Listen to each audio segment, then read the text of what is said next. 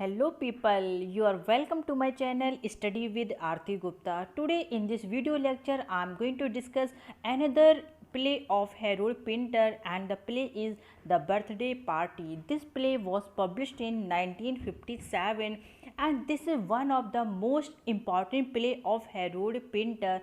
Earlier I have discussed three plays of Harold Pinter, and among them the one is The Room, Caretaker and The Homecoming. You can watch all these videos in my channel. But friends, आज इस video को last तक देखिएगा क्योंकि आज मैं इस video में हैरोल्ड पिंटर से रिलेटेड जितने भी लास्ट ईयर्स एग्ज़ाम में क्वेश्चन पूछे गए हैं पेपर्स में, आज मैं वो सारे क्वेश्चंस आपको यहाँ बताने वाली हूँ क्योंकि वो सारे क्वेश्चंस मेरे 3 वीडियोस से रिलेटेड है जो कि मैं ऑलरेडी अपलोड कर चुकी हूँ। तो आप ये देखिएगा कि अब आप क्वेश्चन सॉल्व कर पा रहे हैं कि नहीं कर पा रहे हैं। ये प्ले इनका सेकंड प्ले है और इनका फर्स्ट प्ले था द रूम जो कि पब्लिश्ड हुआ था 1957 में। तो ये सेकंड प्ले है और इस प्ले से रिलेटेड बहुत सारे क्वेश्चंस एग्ज़ाम में पूछे जाते हैं। तो आइए देखते हैं कि इस वीडियो में क्या है। लेकिन वीडियो स्टार्ट करने से पहले अगर अभी तक आपने मेरे चैनल को सब्सक्राइब नहीं किया है तो मेरे चैनल को सब्सक्राइब करें, वीडियोस को लाइक करें और अपना कमेंट देना ना भूलें, जिससे मुझे ये समझ आएगा कि आपको मेरा वीडियो कैसा लगा। तो आइए देखते हैं कि इस प्ले में क्या है। फ्रेंड्स, जब इसका फर्स्ट एक्ट स्टार्ट होता है तो वो स्टार्ट होता है एक हाउस से, एक हाउस जिसमें हस्बैंड एंड वाइफ हैं और उसमें लिविंग रूम से इस प्ले की स्टार्टिंग होती है। और हस्बैंड का नाम होता है पीटे एंड वाइफ का नाम होता है मैग। मैग यहाँ पे अपने हस्बैंड पीटे के लिए नाश्ता बना रही है और अपने हस्बैंड से बातें भी कर रही है और वो बातें जो हैं एग्जैक्टली वो एक टैपिड कन्वर्सेशन होता है। इन दोनों की एज इस टाइम 60 के समथिंग है। अब यहाँ पे मैग नाश्ता बना के इसको दे देती है और यहाँ पे पीटे नाश्ता भी करता है और इसको बताता है कि आज हमारे यहाँ 2 गेस्ट आने वाले हैं। जब मैग ये बात सुनती है तो वो थोड़ा सा अपसेट हो जाती है, लेकिन उसके बाद तुरंत रिकवर हो जाती है ये सोचकर कि चलो ठीक है, हमारे यहाँ तो एक रूम तैयार है, ऑलरेडी रेडी है, अगर वो लोग आएंगे तो हम उनको दे देंगे। एग्जैक्टली यहाँ पे इनके पास बोर्डिंग हाउस है और पीटे यहाँ का ओनर है। इतना कह के यहाँ से पीटे ब्रेकफास्ट करके निकल जाता है और मैग यहाँ पे स्टैनली को बुलाती है। स्टैनली जो कि इनके यहाँ बोर्डिंग हाउस में काफ़ी टाइम से रह रहा होता है। जब स्टैनली कोई भी आवाज़ नहीं देता है तो ये ऊपर के कमरे में जाती है मैग और उसको खींच के लेके आती है कि चलो तुम ऐसा करो कि नाश्ता कर लो। अब यहाँ पे मैग उसके लिए fried bread and popcorn prepare करती है और इसको देती है। इसके देने के बाद ये जो मैग होती है अपने हस्बैंड के जाने के बाद ये स्टैनली के साथ फ्लर्ट करना स्टार्ट कर देती है। तो स्टैनली यहाँ पे बहुत अच्छा रिएक्ट नहीं करता और इसके घर के काम करने की कंडीशन की बुराई करता है, लेकिन यहाँ पे मैग इसके लिए बहुत ही ज़्यादा अफेक्शनेट हो जाती है। तो क्या करता है स्टैनली, इसको रूडली धक्का देता है और वहाँ से उठने लगता है।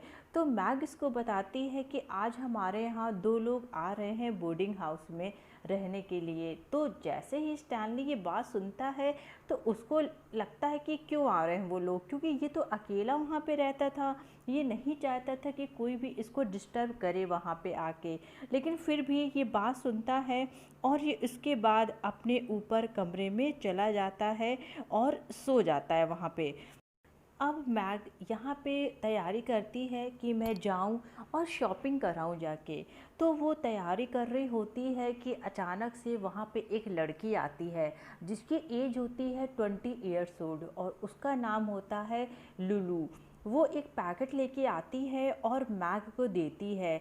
तो मैग उससे बोलती है कि तुम ये पैकेट जाओ और स्टैनली जहाँ पे बैठा है वहाँ पे जाके रख दो। यहाँ लुलू इससे थोड़ी देर बात करती है और स्टैनली के अपीयरेंस को लेके इसकी बुराई करती है। इसको बोलती है कि तुम ना बहुत ज़्यादा बोरिंग इंसान हो, तुम बाहर ही नहीं निकलते हो, तुम अपने कमरे में ही बने रहते हो, तुम एग्जैक्टली तुम करते क्या रहते हो। और उसको बुलाती है वॉश आउट। और इतना कहने के बाद यहाँ से लुलू चली जाती है। स्टैनली उठता है और जाता है और किचन में फेस वॉश करता है और किचन के दूसरे डोर से अपने ऊपर कमरे में चला जाता है। अब यहाँ पे एंट्री होती है गोल्डबर्ग की और मैककेन की, जो कि टू जेंटलमैन होते हैं और उसी बोर्डिंग हाउस में रहने के लिए आए हैं। एग्जैक्टली जो इन दोनों का पर्पस था वो मिस्टीरियस था, क्योंकि वो अपना कुछ काम ख़त्म करने के लिए यहाँ पे आए थे। जब वो दोनों आते हैं इतने में ही मैग ग्रॉसरीज का सामान लेके आ जाती है और इन दोनों को इंट्रोड्यूस कराती है। तो ये दोनों बताते हैं कि हम लोग वही हैं जो काफ़ी टाइम से बोर्डिंग हाउस में रहना चाहते थे, हम लोग घर ढूंढ रहे थे। तो मैग बोलते ओह यस, हाँ मेरे हस्बैंड ने मुझे बताया था कि आप लोग आज आने वाले हो, तो आपके लिए रूम यहाँ पे रेडी है। अब यहाँ पे जो गोल्डबर्ग का नेचर होता है वो बहुत ही स्वीट टेम्परामेंट का होता है, जिससे यहाँ पे मैग बहुत ही जल्दी इन लोगों के साथ फैमिलियर हो जाती है। और वो यहाँ पे इन लोगों को ये भी बताती है कि आपका बहुत अच्छे दिन आना हुआ, क्योंकि आज स्टैनली का बर्थडे है। जैसे ही बात गोल्डबर्ग और मैगन सुनते हैं तो वो लोग कहते हैं कि हम लोग सही घर पे आए हैं और अब हम लोगों का काम यहाँ पे पूरा हो जाएगा। और अब मैग इन लोगों को लेकर जाती है और इन लोगों को इनका रूम दिखाती है। कुछ टाइम के बाद यहाँ पे स्टैनली लिविंग रूम में आता है तो देखता है कि यहाँ पे गोल्डबर्ग और मैकगन बैठे हुए हैं। तो वो जैसे ही गोल्डबर्ग का नाम सुनता है उसको मैग बताती है कि हमारे यहाँ कौन बोर्डिंग हाउस में रहने आए हैं। तो ये सुन के ये अपसेट हो जाता है। तो मैग इसको कंफर्ट करती है और इसको बर्थडे इसका गिफ्ट देती है और बोलती है कि तुम इसको खोल कर तो देखो कि एग्जैक्टली इसमें क्या है। तो इसको स्टैनली खोलता है तो उसमें एक टॉय ड्रम होता है। ये उस टॉय ड्रम को उठाता है और अपने गले में पहन लेता है और उसको बहुत तेज़ तेज़ बजाने लगता है, क्योंकि उस ड्रम में ड्रम स्टिक्स भी थी। वो उसको बीट कर रहा है लेकिन वो बहुत ही ज़्यादा इरेटिक और क्वेटिक होता जा रहा है। और यहाँ पे वो ये भी बोलता है मैग से कि अरे मेरा बर्थडे आज नहीं है, लेकिन यहाँ पे मैग के सामने उसकी बिल्कुल भी नहीं चलती और उसको वो गिफ्ट एक्सेप्ट करना पड़ता है। और फ्रेंड्स इस तरीके से यहाँ पे फर्स्ट एक्ट ख़त्म हो जाता है। फ्रेंड्स सेकंड एक्ट में हम लोग देखते हैं कि सेम लिविंग रूम है और शाम के टाइम स्टैनली भी वहीं पे है और वहाँ पे मैकगन बैठा हुआ है। तो इन लोगों की वहाँ पे बात होती है और मैकगन इस टाइम पे पेपर्स की स्ट्रिप्स को फाड़ रहा होता है। तो स्टैनली जाता है और एक टेबल पे बैठ जाता है और वो जो 5 इक्वल स्ट्रिप्स थी उनमें से एक को छूता है। तो मैकगन को ये बिल्कुल भी अच्छा नहीं लगता और वो इस बात के लिए स्टैनली को झड़प देता है कि अरे तुम रखो, यहाँ पे क्या कर रहे हो। और अब यहाँ पे मैकगन इससे बहुत सारे क्वेश्चंस करना स्टार्ट करता है इसके पास्ट के बारे में। तो स्टैनली को ये बात सुन के बहुत ही ज़्यादा गुस्सा आता है, लेकिन इसके पहले इन लोगों की बात नॉर्मल चल रही होती है। मैकगन इससे बोलता है कि ये मेरे लिए बहुत ही ऑनर की बात है कि तुमने मुझे अपनी बर्थडे पार्टी में इनवाइट किया है। लेकिन उसके कुछ ही सेकंड के बाद जब मैकगन इसके पास्ट के बारे में क्वेश्चन पूछता है तो इन लोगों के आर्गुमेंट हो जाता है और वो आर्गुमेंट इतना ज़्यादा बढ़ जाता है कि स्टैनली मैकगन की आर्म्स पकड़ लेता है, जिससे उसको बहुत ही ज़्यादा गुस्सा आता है और ये उसको अलग कर देता है। तो स्टैनली इससे बोलता है कि क्या हम लोग जाकर किसी पब में बात कर सकते हैं। तो वो बोलता है कि हाँ ठीक है हम लोग जा सकते हैं। लेकिन इन लोगों की इस चीज़ को इंटरप्ट कर देते हैं यहाँ पे गोल्डबर्ग और पीटे। वो लोग यहाँ पे आते हैं तो ये लोग वहाँ पे साइलेंट हो जाते हैं। यहाँ पीटे स्टैनली को गोल्डबर्ग से मिलवाता है और यहाँ से चला जाता है। अब उस लिविंग रूम में स्टैनली, मैकगन और गोल्डबर्ग अकेले होते हैं। तो गोल्डबर्ग इससे क्वेश्चन पूछता है कि तुम बताओ, तुमने हमारे ऑर्गेनाइजेशन के साथ धोखा क्यों किया, तुमने अपनी वाइफ को क्यों मारा। तो ये बोलता है कि नहीं, मैं इस चीज़ के बारे में कुछ भी नहीं जानता हूँ। और उसके बाद गोल्डबर्ग और मैकगन क्वेश्चंस के शावर कर देते हैं उसके ऊपर। इतने क्वेश्चंस पूछते हैं कि स्टैनली यहाँ पे परेशान हो जाता है। अब इस लिविंग रूम का माहौल बहुत ही ज़्यादा टेंसफुल हो गया है और स्टैनली यहाँ पे गोल्डबर्ग को मारने लगता है और गोल्डबर्ग भी चेयर उठा लेता है रिटर्न में मारने के लिए। लेकिन इतना हो पाता कि इसके पहले ही मैग आ जाती है और मैग के आने की वजह से यहाँ पे माहौल शांत हो जाता है। और मैग पूछती है कि ये बताओ, मैं पार्टी के लिए तैयार हो गई हूँ, मेरी ड्रेस कैसी लग रही है। अब यहाँ पे शाम को पार्टी स्टार्ट हो चुकी है और यहाँ पे लुलू भी आ जाती है। यहाँ पे गोल्डबर्ग लुलू के साथ फ्लर्ट करना स्टार्ट कर देता है, जबकि दूसरे साइड मैग और मैकगन आयरलैंड के बारे में बात करते हैं। स्टैनली चुपचाप से बैठा हुआ है, वो किसी से भी बात नहीं कर रहा है। तो मैग यहाँ पे उसको सजेशन देती है कि ऐसा करते हैं, हम लोग एक प्ले करते हैं, एक गेम खेलते हैं और उस गेम का नेम होगा ब्लाइंड मैन्स बफ। अब सब लोग यहाँ पे गेम खेलते हैं और अब टर्न आता है स्टैनली का। तो मैकगन उसकी आंखों में पट्टी बांध देता है और उसके ग्लासेस को तोड़ देता है। मीन्स स्टैनली के चश्मे को कौन तोड़ देता है, मैकगन तोड़ देता है, जिसकी वजह से स्टैनली यहाँ पे बहुत ही ज़्यादा परेशान हो जाता है। स्टैनली मैग के पास जाता है उसको ढूंढते ढूंढते। तो मैग उसको यहाँ पे घुमा देती है, जिससे स्टैनली यहाँ पे कंफ्यूज हो जाता है। और जो मैकगन और गोल्डबर्ग थे वो इसके जो टॉय ड्रम था उसको रास्ते में रख देते हैं और लाइट ऑफ कर देते हैं, जिसकी वजह से स्टैनली गिर जाता है। और यहाँ पे मैकगन क्या करता है, टॉर्च जलाता है, लाइट करता है, तो देखता है कि स्टैनली लुलू के ऊपर है। इस कंडीशन में है जैसे कि स्टैनली उसको सेक्सुअली सड्यूस करने की कोशिश कर रहा हो। और यहाँ पे जो लुलू है वो यहाँ पे फेंटेड कंडीशन में पड़ी होती है। तो वहाँ पे पार्टी में जो मैन थे वो क्या करते हैं, वो यहाँ पे हंसने लगते हैं और यहाँ पे सेकंड एक्ट ख़त्म हो जाता है।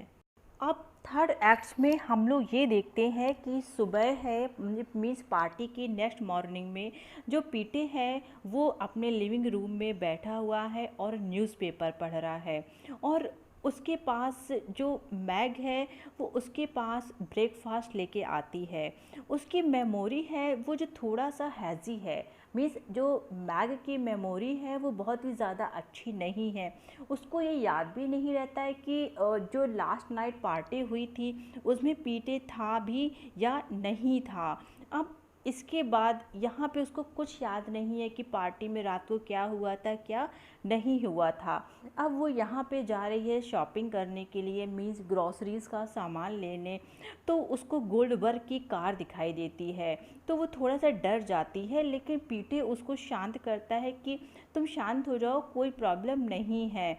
और यहाँ से मैग छोड़कर चली जाती है। अब गोल्डबर्ग अंदर आता है और टेबल पर बैठ जाता है।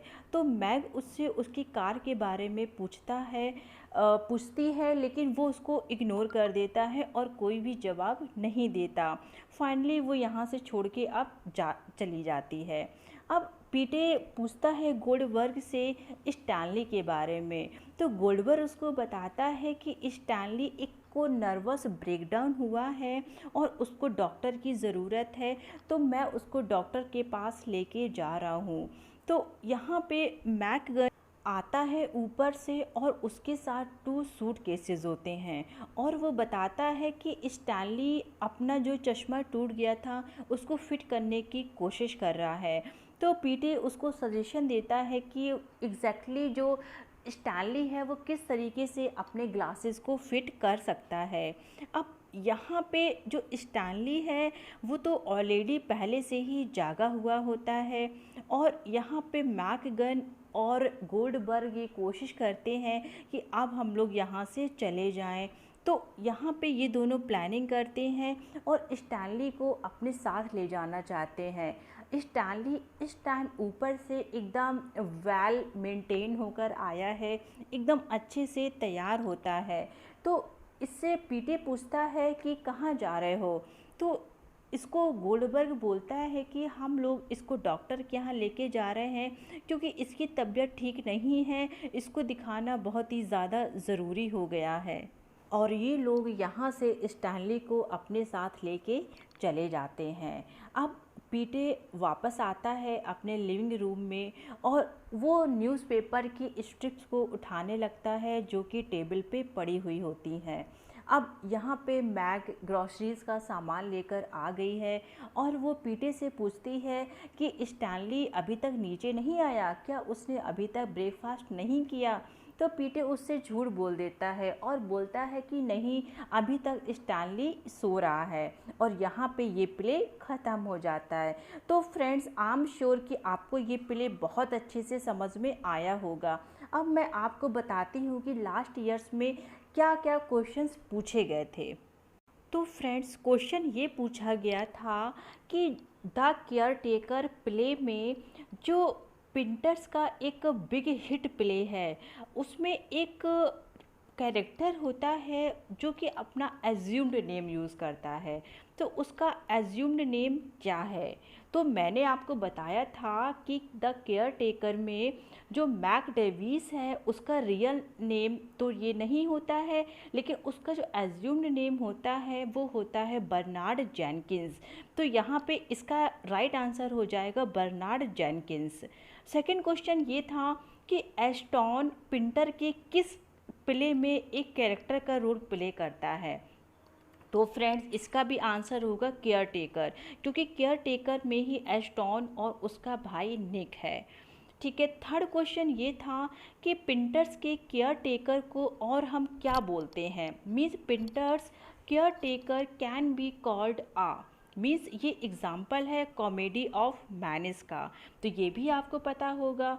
नेक्स्ट क्वेश्चन है what is the occupation of Max son Lenny in Harold Pinter's the Homecoming. मैंने आपको जब होम कमिंग प्ले कराया था तो मैंने आपको बोला था कि सारे कैरेक्टर्स याद कर लीजिएगा कि उनका ऑक्यूपेशन क्या है।